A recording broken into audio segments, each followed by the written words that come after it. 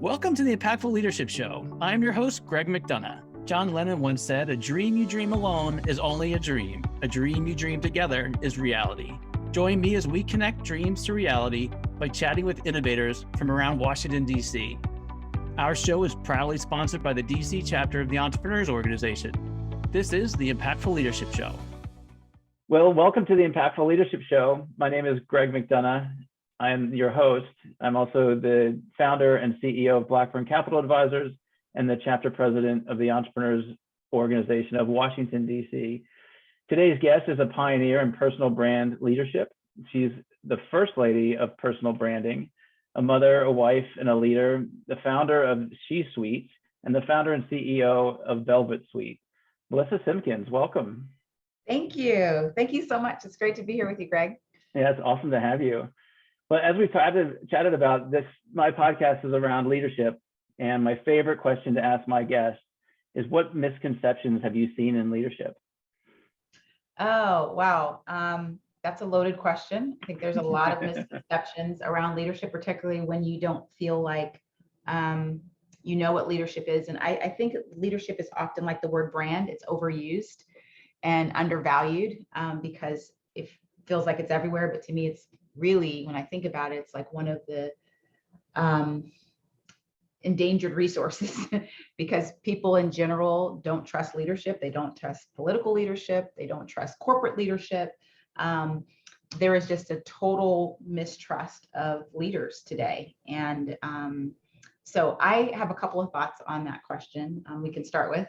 One is that I think that people think that leadership is an action versus a lifestyle. And the second is I often use this analogy that you should never trust a leader who doesn't walk with a limp. And that has to do with the fact that leadership is extremely hard work, and it often comes with scars to prove it, battle scars that you have to go through something in leadership. And the last one is, if leadership was a profession, I think people think leadership would be like the CEO or the executive or the president, right, of a country. I think a profession that really better articulates what is leadership is a farmer. And there's a couple of reasons why I think of that. But those are three things that when you ask the question, I often think about, because my whole business model is around developing leaders. And so those are the three things that come to mind. We'll get into all three of those, but the first one really jumped off the page for me when you talked about action versus lifestyle. Because one of the things I've recognized, you're not just a leader in your business, you're a leader in your community, you're a leader to yourself, you're a leader to your family, and you can't break that apart. So, yes. So talk to us a little bit more about lifestyle, and I'll leave it at that before my next question. Yeah, I have this philosophy, and it's just the approach of my personal life, and it's the challenge of my personal life and of the work that I do. So my company, Velvet Suite, is a leadership innovation firm. So we spend time in the leadership lab, like, what does it take to be a leader? What is the DNA of leadership, and who does it well, and why does it corrode when it does, and what happens, and all of those things. And I think that a lot of times, because of the world that we are in, where we create personas and people feel like they are on and off, I think also just the nature of work is that there are, Monday through Friday person, and then this weekend is when I get to hang out, and then there's Monday again where I'm back to work, and that's when I'm being a leader. But when you really think about leadership as a state of being versus doing, it really does start with, how do I take ownership for my life, right? So before anyone called me a leader, I had to really own the fact that I saw myself as a leader. One of my mentors, the great late Dr. Miles Monroe, would say, "Why is the lion the king of the Sahara?" And I love The Lion King. Like, my son has it on his wall. It's one of my favorite movies. When my hair is out, it's big like a lion. Like, I'm all about the lion. And lion is that is the brand of leadership. You think of all the animals in the animal kingdom, right? What is the brand of leadership? It's the lion.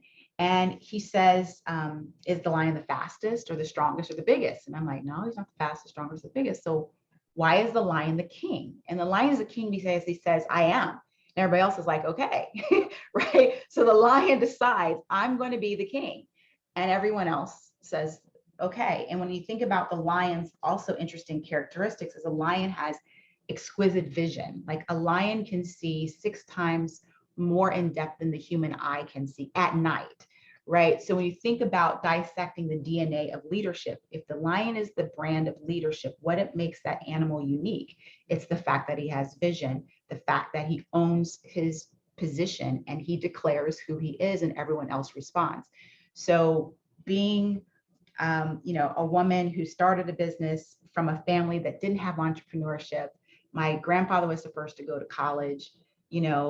I came from a small town that I'm very proud of, Fayetteville, North Carolina, but you would not perceive, leadership to come from different places. But I think that it does because it really gets back to owning your own leadership first. And that is a lifestyle. It's a mindset. It's a mindset. And then it goes into like the habits and the behaviors and the way that we go about leading our life. So I'm really curious, across your journey, when did that light bulb brighten for you, right? Assuming we've got audience members who are at the beginning of their leadership journey or are thinking about who am I going to be, taking ownership of their life, what's the pivoting point, or what was your pivoting point to say, you know what, this is what I need to do. I need to take ownership of my life. And then it flowered into who you are today? Or have you always been this way? Were you 7 years old and you felt this way? Talk to us about that journey. Yeah, it's interesting because I am probably, of my mother's children, I'm one of 2. I'm the oldest. I am the one who is least confident and most insecure between my sister and I. I started my first encounter in school, which is when you build relationships. You kind of start to know who you are. My sister and I, my dad was finishing grad school in Indiana, and we were the only quote unquote colored kids in our school. We were actually called colored kids until my mother told my neighbor, like, they didn't even know my name. Like, they just called me sister and I colored kid. And, I think that I had an experience at that time that I did not feel secure in my skin. And I did not really know who I was, but then I did, because my parents reinforced that you're much more than the color of your skin, and God gave you purpose and you're here to do something great. So I had voices who were telling me that, and it became a journey. I then went on to move to where I call home, Fayetteville, North Carolina, and I'd never seen so many Black kids or kids that looked like me. But then at that time, I was still kind of an outsider because I wasn't from the area, or because at that time, I was considered light skinned, right? So then other kids thought, who were Black or brown, that I looked different because I was like, quote unquote, light skinned, right? So you realize that as you get older in different circles, you go to your first job, the role of an outsider, when you understand that sometimes you're going to be the outsider, you start to begin to realize, like, wait a minute, what is making me different can be my difference. And that did not happen early on. At first, I was very shy and timid and felt insecure. And then my parents and other people reinforced it. And then I got in a community that reinforced it.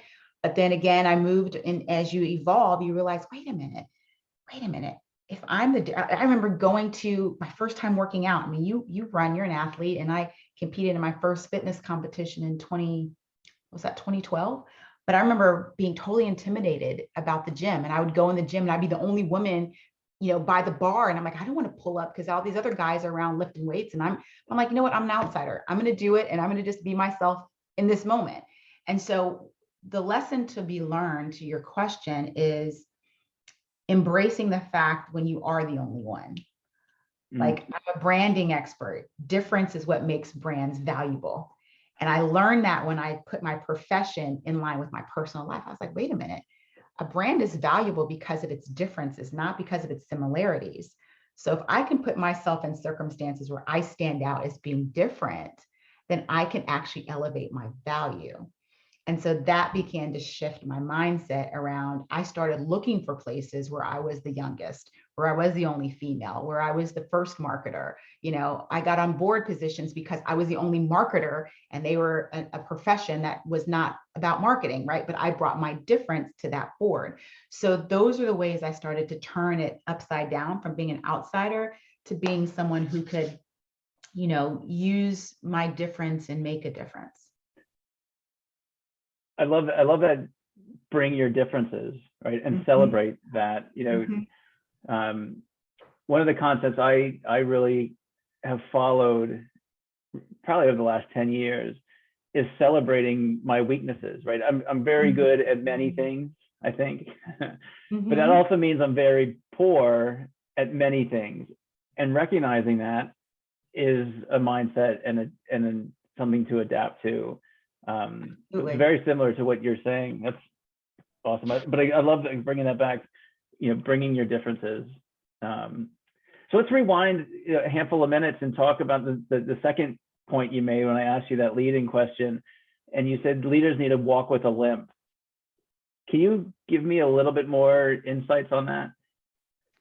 Yeah, I used to think that if something went wrong, something was wrong. And nobody wants to have disruption or conflict or crisis happen in their life. It's like we just want it to be smooth, easy sailing.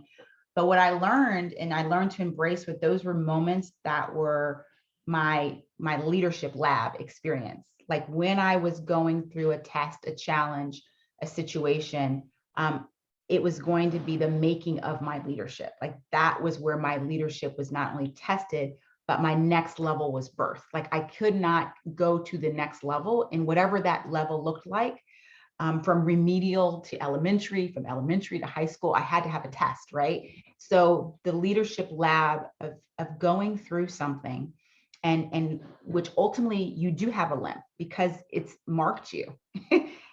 It's impacted you in some way, shape, or form, whether it's a financial crisis, and you have to recover your business, whether it's a health crisis, whether it's the relationship crisis and your marriage dissolves, or you lose a child, or you lose, for me, when I was in my first job, 6 months in, my boyfriend, who I thought I was going to marry, died suddenly playing basketball, right? That moment birthed Velvet Suite.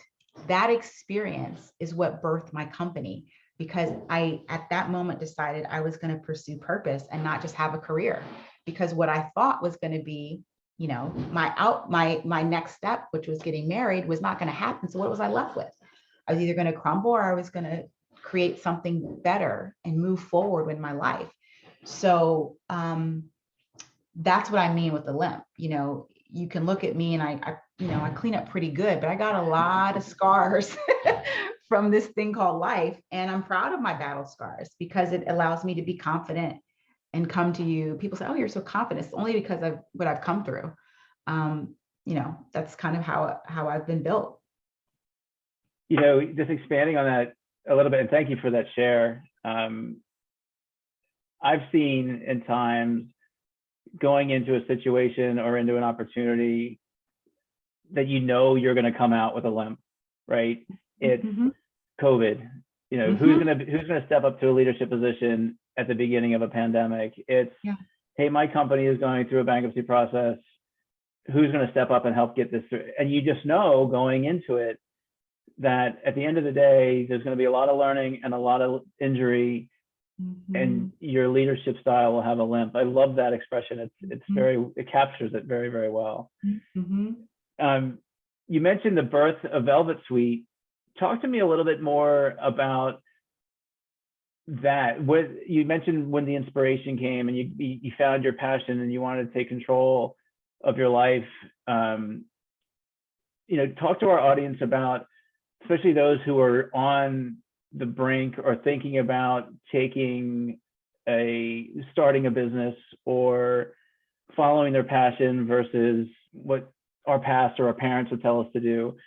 Talk to us a little bit more detail on that journey of starting your business, where the passion came from, and what gave you the courage just to go for it. Yeah. Pursuit of purpose. Pursuit of purpose was my number one desire. When you go through loss, you have to find reason. You got to find like, okay, what is this all for? What does it really mean? And I'm a person who's always asked why a lot. And so I've always been curious about purpose. And what I learned through this journey is, and I use this analogy often, is that purpose is not on Prime. It's not like Amazon. It delivers next day, right? It takes a lifetime to live it and learn it and walk through it. And so the journey of building Velvet Suite was I wanted to build a company. I always knew after I graduated from grad school at Northwestern in early 2000. And I wrote in my capstone course that I was going to launch a business 10 years later. But I did not, when I go back and look at it, I literally found it in storage a couple of months ago. I'm like, wow, I actually wrote that. And I believe in writing your vision because that's how it comes to fruition. And I wrote that, but I had no idea what I was going to go through to do that. I had no idea that at the time, that was going to be my journey. But the type of business I launched was different, right? I was a classically trained marketer and I wanted to do marketing consulting. But when I launched Velvet Suite, it was a company about discovering purpose and letting purpose be the guiding force to create lasting leadership. And so that became a different approach than I thought because of what I went through. And so that became my quest, and aligning my passion, my profession, and all of these things kind of evolved. And I mean, in entrepreneurship, it's an evolution. It's 15 years in the making, but that's where it started. So just expanding a little bit deeper in passion, somebody comes to you and says, Melissa, I'm struggling to find my passion.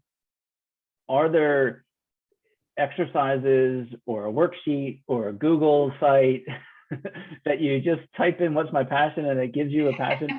I say that in joking, obviously, but what would you advise? How would you advise that person who's struggling to find their passion?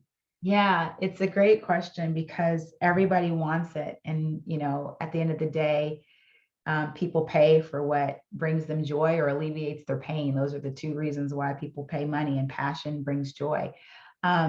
So I can tell you what my approach was, and then I can tell you kind of our formula at Velvet Suite. So yes, there is an approach to do it. I think one of the first steps that you have to do is really step back, reflect, and look at what is working in your life. And a lot of times we don't listen to our lives. That's what I learned in my journey. We're so busy doing, and we get good at doing one thing, and it brings on other things, and people recognize other things that we're good at, and then they pile it on, and we're just kind of on this treadmill, but we haven't really pulled back and said, assessing my life, like what really brings me energy and joy, what drains me, what takes me down, and how much of my day is spent in either one of those buckets, right? And if I can't remember what I'm doing, then that means I'm really not in tune with my life. So taking an assessment that way is one immediate step. And then beginning to say, okay, how do I start to align more of what brings me passion and joy into what I do every day? Sometimes you can make it a profession, like you can make it a job. Other times you can't afford to do it right now, but you can really build out a hobby that you really love. So it's about making room in your life. And I think overall, what I'm 100% clear on now is that the life that I have now did not come to me without me making the commitment that I was going to go after it at all cost. Meaning I was not going to allow life to tell me what my life should be. There is a level of trust. I'm a woman of faith. I totally believe that God has a plan and a purpose for my life, and I am open to that, but I also am a co-worker in that, right? So I have to do my part. And so part of what I coach people on every day is, what is that it for you? And where do you start? How can you begin to step back, make space in your life for it, and put accountability around making it a priority to do it every day versus just talking about it or thinking about it. That's powerful. Very, very powerful. So let's continue to talk about Velvet Suite and describe to me and our audience, the client you most enjoy working with. Who are they? What do they find their passion? What do they do every day? Is there, Talk to us about the prototype of leadership. Yeah. So we really think of ourselves as a company that focuses on elite performing leaders, and people who truly understand the importance of leadership. Our clients at Velvet Suite are Fortune 500 companies. So to be clear, what we do is we offer leadership solutions that are built for scale for large organizations. Our core business is really the C-Suite, and that is a sister platform that launched 2013 that focuses on companies who have a leadership gap with women. So we've built a whole suite of solutions around helping larger organizations build a pipeline of talent that enables these women to live and lead differently. It's all the things we're talking about: incorporating purpose, incorporating passion, being able to progress their career on their terms. It's a different model and mindset for companies, quite honestly, but we have two kind of customers. We have the company who buys, but we have the women who actually go through our curriculum, which is called the Brand Leadership Institute, our events, the C-Suite Summit, and other services. So the type of women that we speak to are what we call potentialists, women who really are about, like, I am going to fulfill my fullest potential. I want to have the best version of me lived in the time that I have, because I don't know when my last breath will be, right? So those are the type of women who truly benefit. And sometimes they can be entrepreneurs, many times they work for organizations, but they're willing to invest in themselves and see the value in them first. I like to say, without investment, there's no advancement. There's nothing that I've done that for a long time, I was like, man, why doesn't anybody just buy this idea? Don't they get the idea? And I realized I had to invest in myself first so they can see the idea, and then they will invest in it. But they weren't going to invest in it just because I told them it was a good thing, right? I had to do the financial investment, the time investment first. When I did it, they saw it, and then it created the windstorm that happened after. So I feel like that's a lot of times we wait for people to invest, and that's when we don't do the first move and invest in ourselves first. Sure. And I suspect you've seen, a pickup in that influence, an increase in impact that you and your team are having across this demographic, these female leaders. Talk to us, what gets you excited about the future? You've seen the trends, you started your business years ago, and as it's grown and as its impact's grown and as the community is developed, talk to me a little bit about what the future looks like for your business, for this community, and what gets you excited about it. Oh, I am really excited, and I'm very hopeful, because I feel like we're at a kind of cataclysmic point where you have culture, you have technology, you have community, you have all of these things merging at the same time. You have culture where companies are realizing, and we've been talking purpose and work and well-being for a long time, but because of COVID, because of where people are in the Great Resignation, the She-Session, all of the things that have been put out there that we read about in the news headlines, companies are now saying, wait a minute, we do need to step back and rethink. How do we develop our talent? How do we really leverage technology to connect people together? How do we build community? We have a need for women who are saying, you know what? I don't have to stay in a job I don't love. I really can create and define my own path. Sometimes it'll be entrepreneurial, sometimes it might be entrepreneurial, but I'm willing to hedge my bets on me, right? So you've got the mindset of these women. You also have the power of technology that's coming in a moment that COVID has required people to no longer, think about physically meeting as the only solution. So what we've done is we've built a technology platform that's enabled us to bring content, community, and connections together in a way that is expanding our reach. I mean, this year we've grown global. We had our C-Suite Summit event, and 22 countries from around the world participated in that event. And so it just shows the power of this moment.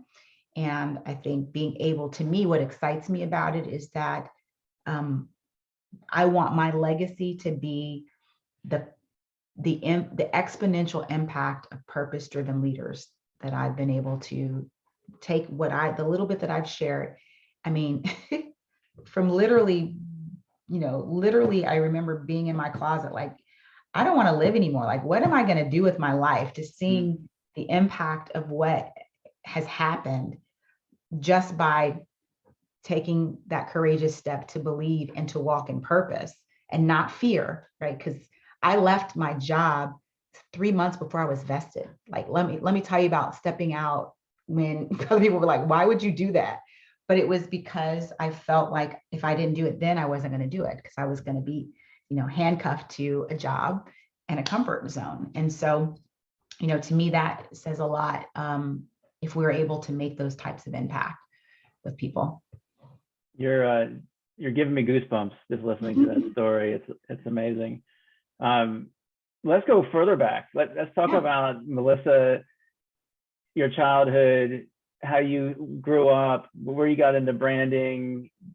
Give us some insights on your journey. Tell us how you've gotten to where you are today. I've always, it's funny, you asked me earlier about like how did I deal with I think it's impostor syndrome. And one of the things that I did very consciously as a child, I remember doing this, is I had to find a way to feel like I mattered. And my maiden name is Johnson and my nickname is MJ. And that is intentional because I was like, you know what? There's Michael Jackson, there's Michael Jordan, there's Mary J. Blige. Like, I found all these MJs that were great in the world. And by the way, my dad's from Gary. So Michael Jackson literally is, his father worked with my grandfather in the steel mill. So I found these motivations that helped me feel like I can do anything. Like, Michael Jackson's from where my grandpa was from. I can do anything, So those were some of the things I always tell myself. And then I will tell you, my childhood growing up in Fayetteville, North Carolina was pretty amazing, because at a time when I was still trying to determine who I was and my identity, my community there was so unique and special. Fayetteville is home of the 82nd Airborne. It is a military town, but it is also home to E.E. Smith High School, which is one of the first high schools in the country to actually have an alumni association. And at the time, every principal who taught at the school had graduated from the school. So very strong culture, very strong support from leaders after I remember kids would come back from college, and when they'd come back for their spring break, they would come to our high school and they would come in, and the teachers, whenever they come in, they got free reign of the room, and they'd say, listen, guys, this is what college is like.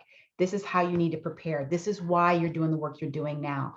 And so I got great pride in seeing myself as a leader and seeing like what I could be, go to college, and I could be like the kids that graduated from my high school and did great things. And so we have a huge kind of community globally with people who graduated from my high school. I'm very proud of that. So those are some of the things that shaped me. My parents as well. My dad's an educator, and my mother is an image consultant. So I got a little bit of both from them. And I have an awesome sister who's a principal. And I mean, my childhood, I think, really shaped me in valuing community as well. That was one of the things that I did. I was I don't share this often, but I was a pageant queen person and I was Miss Teen Fayetteville. And one of the things I did is I ran a nonprofit kind of volunteer program from my kids in my high school. And we did volunteer work. And that's how I got to college, actually, with a community service scholarship. And so that was always instilled in us, like, you give back. And that's where the farmer analogy comes in around leadership. I learned the importance of you always give back. Like, that is Miriam Wright Edelman, a book that I read. She is the founder of the Children's Defense Fund. And she wrote a book called Letters to My Children and Yours. And she said, service is the rent you pay for living. It's not something you do in your spare time. And I love that quote. So those are some of the things that shaped me, I think, as a kid. Yeah, I'm still a Southern girl at heart. But you brought up the farmer analogy again. Yeah.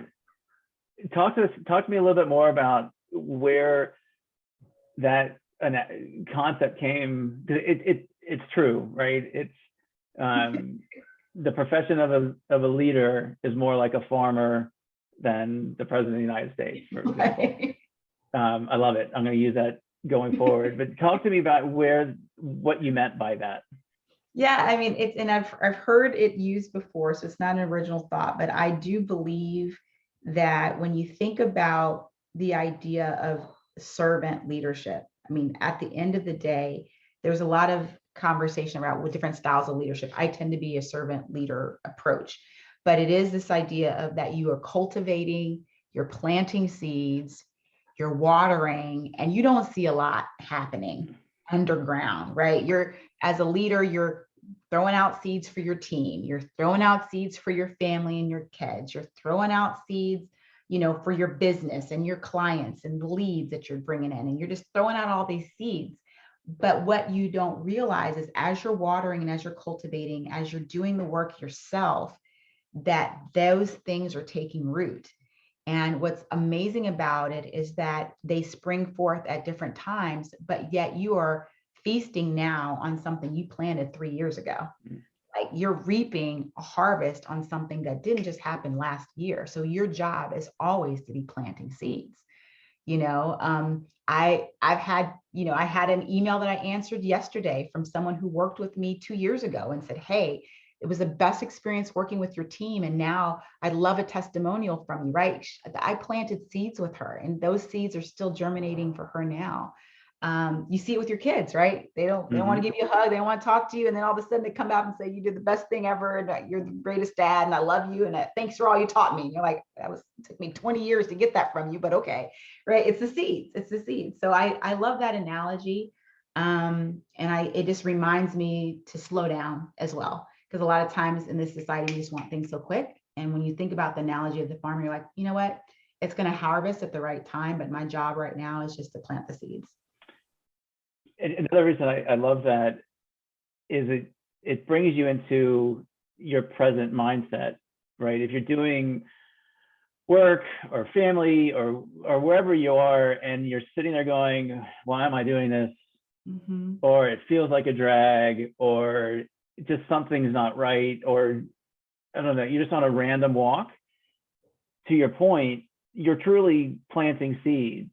Mm-hmm. And at some point in the future, and I find this often in my life, that when I look back, it's a perfectly straight line. But when I was living in that moment, I had no idea why I said yes to that thing and no to this other thing. Mm-hmm. And so back to your analogy, you're planting seeds, and you don't know what's going to grow. No clue. But as long as you're harvesting and giving it tender love and care, something should come out of the ground, and maybe it won't. And that's part of the journey as well. Correct. And you're always, and I love the fact, I tend to think about branding as you want to be sustainable branding, as you want to be groundbreaking, but remain grounded, because so much of what people lose in the pursuit of success is who they really are. And that's that groundedness, right? And so a farmer is always grounded. That's where the seeds are, in the ground. And so to me, the dichotomy of one of my clients in the past was, I worked in celebrity branding with Common. He's a hip hop artist and actor and activist and lots of great things. He's an amazing guy. But one of the things that we did when we were working on his brand concept was around this notion of the courage to change, but to remain the same. And like, to me, that is the essence of leadership. Like, how do we continue to evolve, and how do we continue to be groundbreaking, but at the same time, not lose our soul in it, not lose our sense of self and why we started the journey. Because it's so easy to get caught up, and then in a moment, it can all be gone. Right. And like, for what? That is very true. So Melissa, tell our audience how they can find you. Somebody's listening today or watching us on YouTube, and they're inspired by our conversation. They wanted, how can we find you? What social media platforms are you on? Are there any that you're not on? Mm-hmm. Help us find you if you want to be found. I do want to be found. And I want to thank you also for this opportunity. I love what you're doing for entrepreneurship and just for sharing your wisdom and knowledge. You've been helpful to me. And so I just really want to take the time to appreciate you for this opportunity. It's my pleasure. You can find me. Where I'm not actively is Twitter. I'm not actively on Twitter, but I am on Facebook, and Instagram, and LinkedIn. LinkedIn is really kind of my my jam, where I spend a lot of time, and our business does. So it's Melissa Dawn Simkins. I use my middle name DAWN Simkins, SIMKINS, no P. People have to say Simkins, but it's Simkins. And yeah, you can find me on any of those platforms. Our website is the sister platform we talked about, She Suite, is shesuite.com, theshesuite.com. And yeah, would love to connect, and thank you for the opportunity. Awesome. And if you don't mind, we'll put your LinkedIn links and your She Suite URL and everything else in our show notes. So if anyone wasn't able to grab that quick enough, don't hit the 30-second rewind. It'll be in the show notes. Just scroll down. Well, Melissa, it's been great having you on the show. You've got me fired up for the day. So thank you so much for your time. Thank you. It's been fun. And that's a wrap, my friends. Thank you for spending your time with me. For show notes and other episodes, visit us at impactfulleadershipshow.com. One last food for thought: walk on with hope in your heart, and you'll never walk alone.